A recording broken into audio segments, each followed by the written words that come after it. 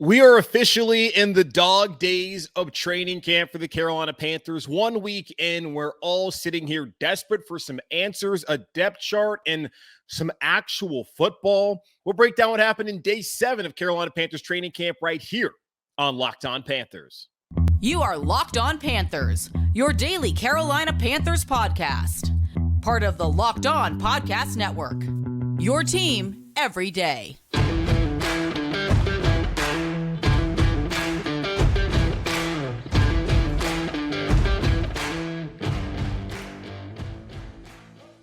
Welcome into another edition of the Locked On Panthers podcast, a part of the Locked On Podcast Network. I'm your host, as always, Julian Council, talking Carolina Panthers with you every Monday, Tuesday, Wednesday, Thursday, and Friday, as we are in the midst of Carolina Panthers training camp. 1 week in, 7 practices down.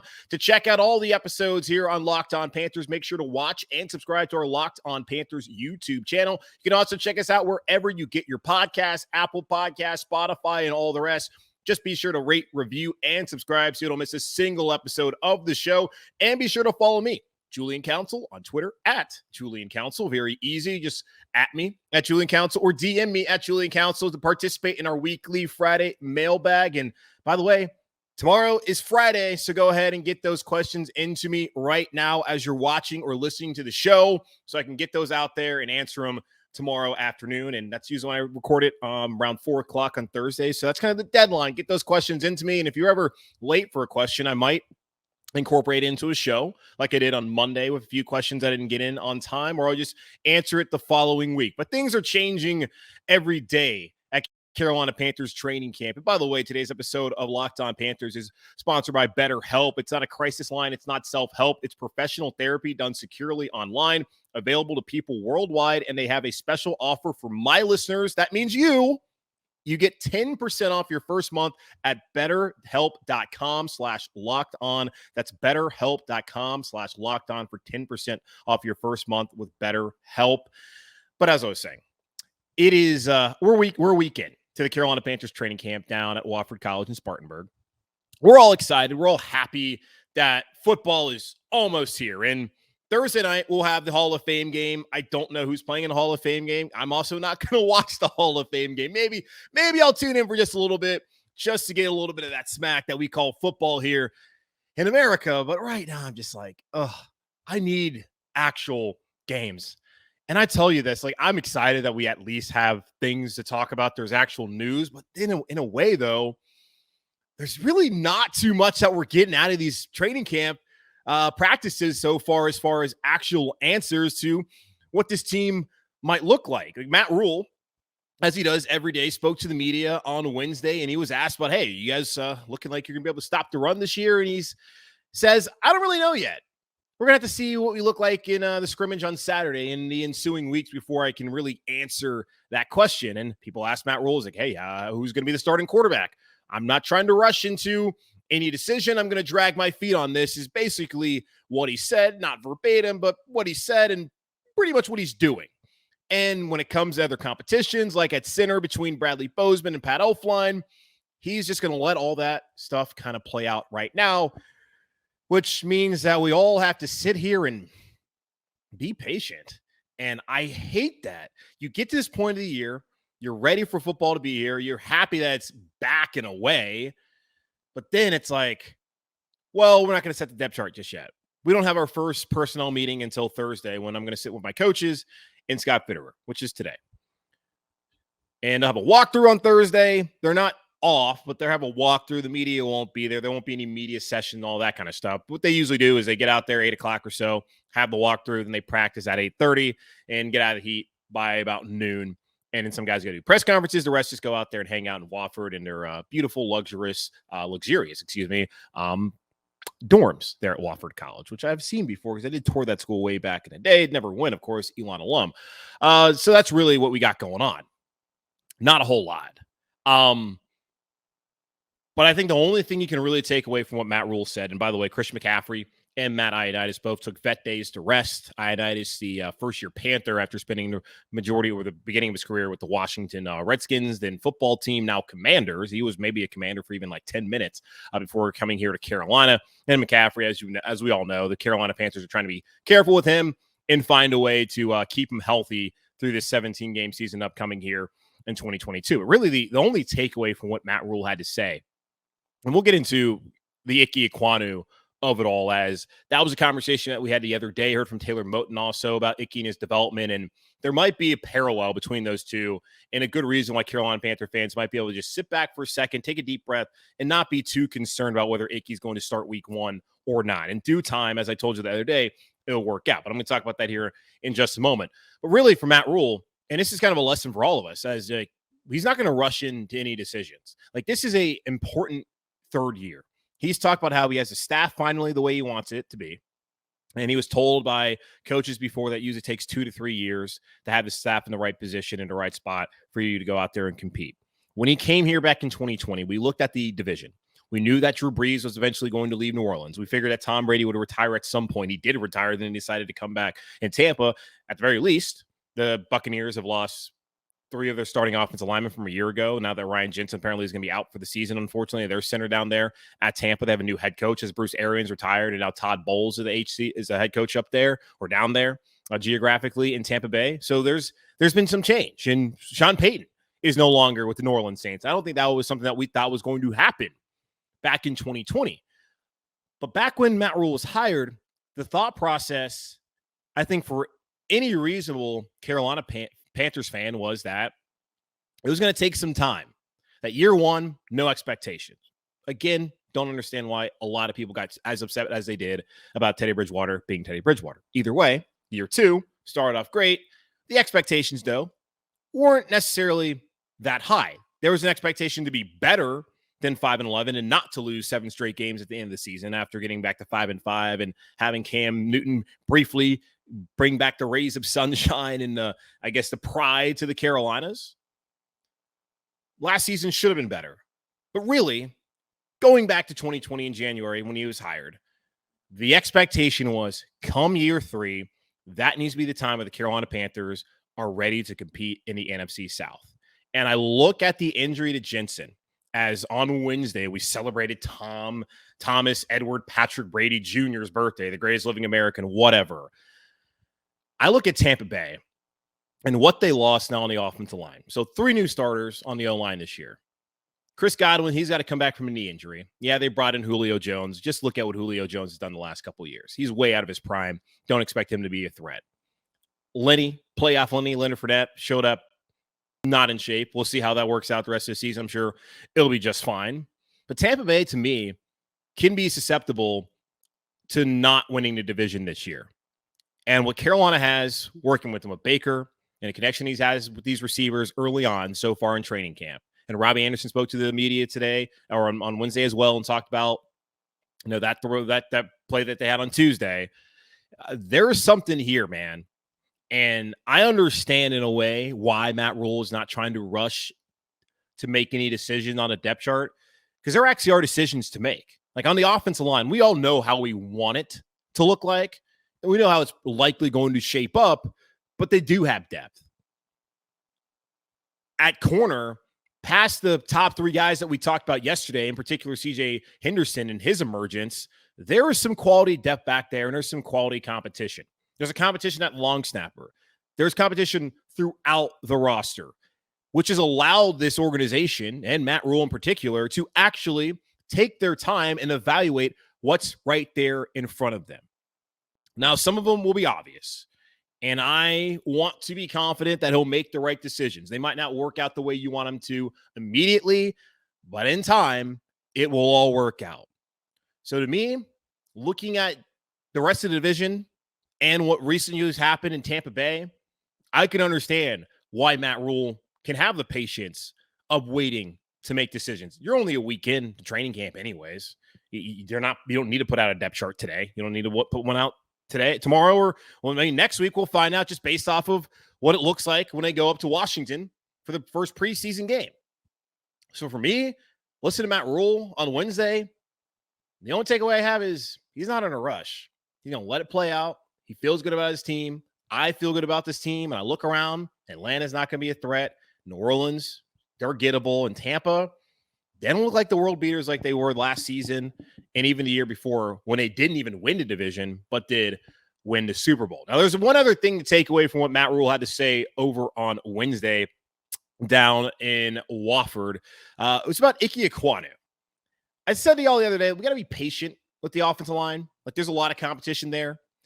And Ickey in particular is one guy that we got to be patient about. And if you look at how things are trending for him right now, you might be able to compare that to the Carolina Panthers right tackle, Taylor Moton, the leader of that room. We heard from Moton and Matt Rhule and Ickey Ekwonu. We'll talk about that here in just a moment on Locked On Panthers. If you haven't tried the Built Bar Puffs yet, you are depriving yourself of one of life's greatest joys. And guess what? There's a new flavor ready. Delicious, indulgent cookie dough covered in chocolate. That's right. Built has done it yet again. Let me introduce you to your new favorite flavor and my new favorite flavor, cookie dough chunk puffs. They have a light and chewy texture, real cookie dough chunks. And of course, they're covered in 100% real chocolate. All the joys of eating cookie dough without the hassle of making it. Plus, it's healthy for you. Cookie dough chunk puffs are only 160 calories, and they have a whopping 15 grams of protein in them.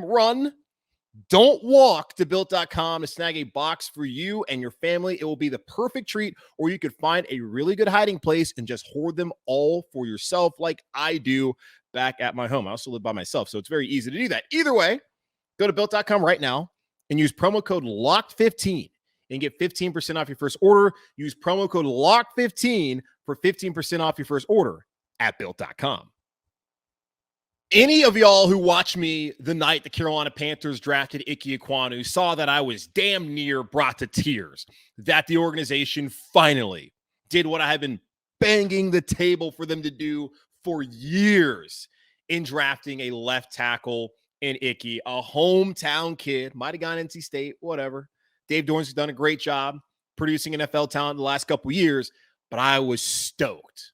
I was just so happy that Ickey was here. And from that moment, my thought was, all right, let's think about what this offensive line is going to look like. Ickey at left tackle, Brady Christensen at left guard, Bradley Bozeman at center, right guard Austin Corbett, Taylor Moton at right tackle. But apparently, Matt Rhule hit the brakes real hard on that as far as jumping to that conclusion. And he is the head coach. It is his job to evaluate and to allow these guys to actually earn their position. But as a podcast host, someone who covers the team, and as fans like y'all listening, we like to get a little bit ahead of ourselves and just dream of the scenario of an offensive line that has two bookend tackles that actually don't suck. Wow. That can happen here in Carolina. But the problem is, though, it might not happen right away as far as the combination of Ickey at left and Taylor Moton at right tackle. Matt Rhule kind of set us up for that back during mandatory minicamp back in June, and then even so far down in training camp, we've seen that as Brady Christensen, the man that people were begging them to play last year at left tackle, has been starting with the first team there at left tackle. And if you watch a video of him and Brian Burns at the Panthers social media team put out on Wednesday, he's been holding his own. And that's not really surprising because Brady was a lot better at left tackle than everyone else. Now, Pro Football Focus, which again is not the gospel, might not have graded him that high. He certainly was not worse than Cam Irving was at all last season at left tackle. So that's just been the situation so far. You got Michael Jordan there at left guard and at center. Bozeman now mixing in more with the ones as he competes with Pat Elflein. If anything, like the left guard, like I said the other day, like Michael Jordan, really, that's what we're trying to do with that. They understand, like, I don't know. It is confusing to have two Michael Jordans in town, but especially one that's playing on the offensive line with the Carolina Panthers, and probably is not the best option there at left guard. Now, Matt Rhule is trying to get this through my head and to all of our heads right now. And I understand how y'all feel about Matt Rhule, and I actually listened to him on the radio the other day, and I actually appreciate what he said. It's like, when he was asked about how fans feel about him, he's like, yeah, that's their right to feel. That's my fault because we haven't won enough. So until we start winning, then fans are going to feel that way. Fans are a fickle bunch. If we're all being honest with ourselves, you hate him now, but if he goes to the playoffs, wins the Super Bowl this year, you're going to love him then. Or maybe you're going to really dig your heels in and still not like the guy. Either way, I appreciated him saying that and recognizing that this is on him. The failures of this team are on him, and he has always been able to take the blame. I know there's people out there going to say, no, he didn't do that. Okay, are you really listening or are you just mad? Either way, he came out there and talked about Ickey and said, to me, Ickey's a rookie. He's got to earn everything he gets, and he has a long way to go. The Carolina Panthers, who drafted Ickey 6th overall, they don't have a plan to not play the guy. He's going to be the long-term option at left tackle eventually. They just want this to be a meritocracy, even though the politics and the financials of it are going to force them at some point in time to put him out there on the field. They know that. They just want him to earn it first. And I understand that. It's a novel concept. In a way, it's a little bit naive and foolish, but that's what they're doing. Taylor Moton, though, did mention that coming from the ACC, and he played in the MAC, and he talked about how when you're big and strong at that level, especially at the MAC, the Mid-American Conference, if you guys don't know, at Western Michigan, you can just use your size and bully guys. And Ickey in the ACC, still a good conference. He had to play against Clemson. A lot of dudes on that team, they're going to get an opportunity. I don't think he played Pitt last year. They have a lot of great defensive linemen. Like, there's good players, excuse me, in that conference. But really, technique is not something that matters that much in college. So he's able to overpower players. I'm not trying to say his technique is bad. It's just one thing that he has to learn. And back when you're in college, you have school and football. Now you're a professional. Now you have to be working on your craft at all times. And Taylor Moton is going to be there to help mentor him. And there's a similarity between Moton, his start here in Carolina, and Ickey Ekwonu start here in Carolina. Remember, Taylor Moton didn't start a single game his rookie year back in 2017 with the Carolina Panthers. Who was starting then at right tackle? Darrell Williams. We look back at Darrell Williams as someone who was a turnstile at left tackle playing out of position. But that 2017 season, by the way, the last time the Carolina Panthers went to the playoffs and had an offensive line that wasn't complete trash, he was a second-team All-Pro. And the Panthers went to the playoffs. So I know that season there was a lot of angst about why is Moton not playing when you looked at Matt Khalil, who was the big-time free agent signing by then general manager Marty Hurney, and he was struggling at left tackle, and people were like, why don't you play Taylor Moton there at left tackle? We did later find out, though, that we were wrong. Taylor Moton's not a left tackle. He's a right tackle. And once he got the opportunity to be a right tackle and took over Darrell Williams' spot, he has not given it up. Matter of fact, he started every single game since 2018 on the offensive line. Hasn't started every game at right tackle, but he started every single game since 2018. It took a year. He got prepared, and he went out there, and he has been a stud. Hasn't been an All-Pro, hasn't been a Pro Bowler, and he talked about that on Wednesday as he was asked by the media. He said, I'm not focused on that. I'm focused on bringing a ring back to the Carolinas, and the first time I start focusing on those individual accolades is when I'm going to lose focus on what I really need to do, and that's protecting the quarterback, going out there and mauling my guy in front of me, and, of course, bringing the Lombardi Trophy back home to Charlotte. That's what he's focused on. But you look at that. Like, he clearly had talent. Second-round pick. Not a top 10 pick either way, but he clearly had talent. Ickey clearly has talent. They just don't want to throw him out there immediately. And they have options in front of him that are actually pretty good. Like Brady Christensen seems like he could do this job this upcoming season at left tackle. It's weird that they had the whole arm length thing. Now with James Campen here, the new offensive line coach, that does not seem to be a concern at all. And I'm not saying that Ickey should or will set out the entire season, because that's just not going to happen unless he gets injured. But with Taylor Moton mentoring him, along with James Campen there on the offensive line as the coach, he has plenty of mentorship and will be a major factor at some point this season. It might not be week one, and that doesn't trouble me that much, just thinking about who's on the other side across from him. But in due time, he will be there. It is a little confusing when you look at the other competitions going on. Like, you feel fine with Brady Christensen at left tackle. You feel good about it, probably. And then at center, Bozeman's going to win that. It's like the left guard thing is what confuses me. But the way I'm trying to think about what's going through their heads right now is they're cool with having they don't want to have a rookie there at left tackle day one. They're cool with having Brady there at left tackle.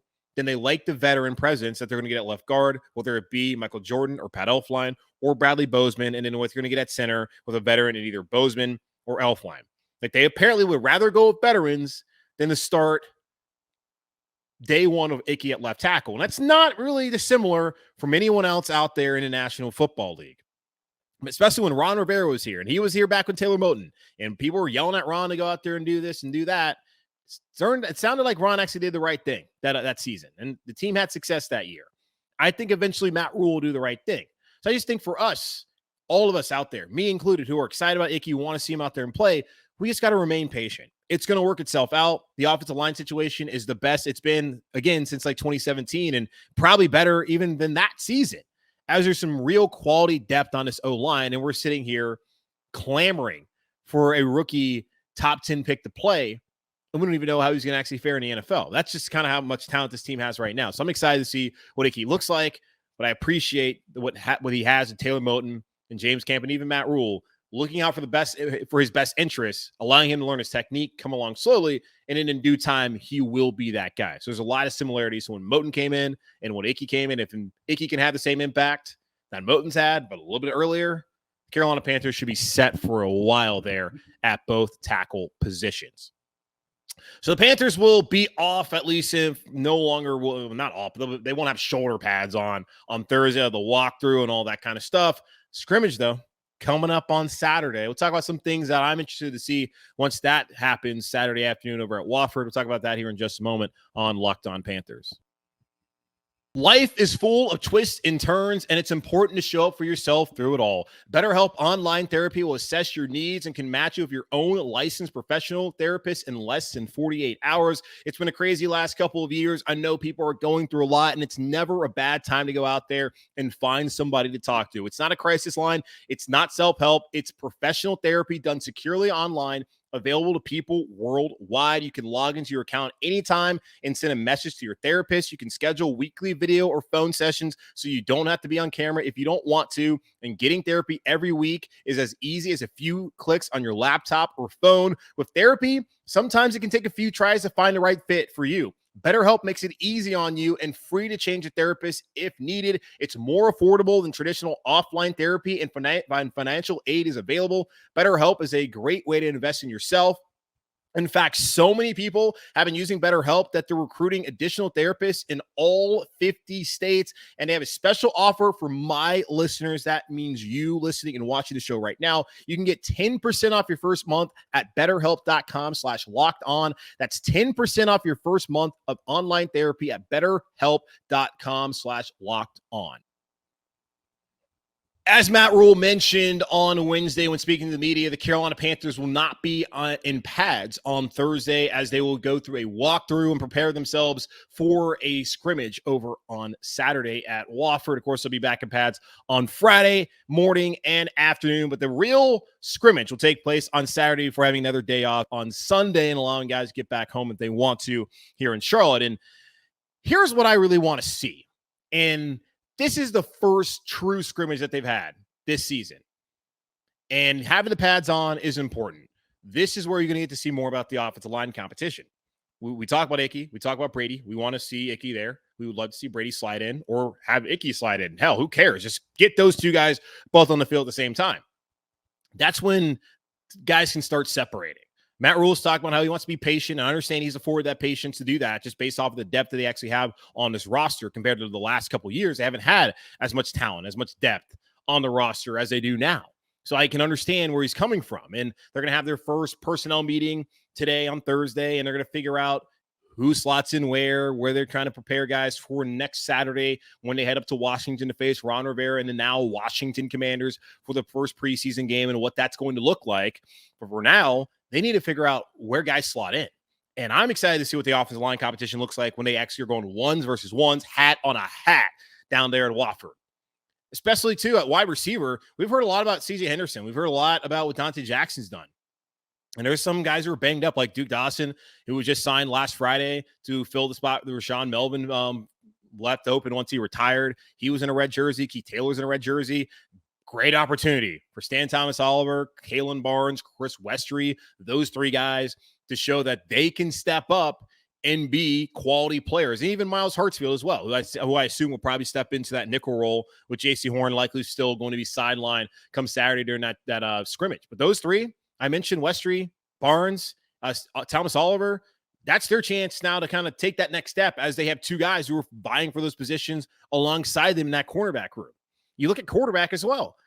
This is the time. We heard from Ellis Williams from the Charlotte Observer. I talked about that yesterday with his writing in the Observer about how it looked like Baker Mayfield had strung together back-to-back winning days when comparing him to Sam Darnold, who he's also competing with in his quarterback competition, and that the separation might be beginning. And if you really want to see the separation, go out there and play your tail off on Saturday and then watch Sam Darnold. I imagine that both those guys will both be playing with the ones on Saturday afternoon, and that they'll both be trying to, of course, find a way to show that they are the guy who should be taking his first snap at least next Saturday night against Washington, but of course, week 1 against the Cleveland Browns. That's something I'm interested to see. The long snapper competition finally got someone who asked about that. Live reps, that's what's going to matter. And last season, Thomas Fletcher was abysmal when it came to them, and J.J. Jansen had no issues at all. I've already come out there and said that for Matt Rhule to save face or anything, he needs Thomas Fletcher to step up and be that guy, and they can't really stow him away again this year. They're going to have to cut him.